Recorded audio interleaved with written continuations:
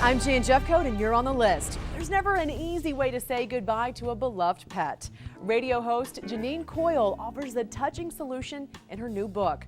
Janelle Walton read about the circle of life in a pug with a plan around town.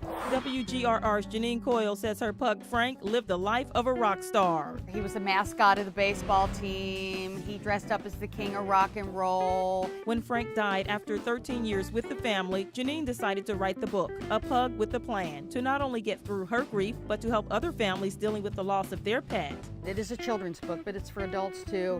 They start crying because they see their story in that. In the book, Frank the Pug helps his family find Tank, their new dog. Janeen says it's a true story. Janeen will have a book release party this Saturday. She's going to read the book, but also allow people to share their pet loss stories at the signing. Tank the Pug is going to be there, and we're just going to have a party. HumaneSociety.org has a list of other helpful tips to cope with your loss. Find a support group, prepare a memorial, and give yourself time to grieve before getting a new pet. A Pug with a Plan book signing is May 25th from 11 a.m. to noon at Joseph Beth Booksellers in Norwood. After browsing the bookstore, you can spend the afternoon shopping for some groovy housewares. Artist Karen Dingler owns Retired Records. She takes old 45s and LPs and turns them into functional art, like these wine racks and bowls.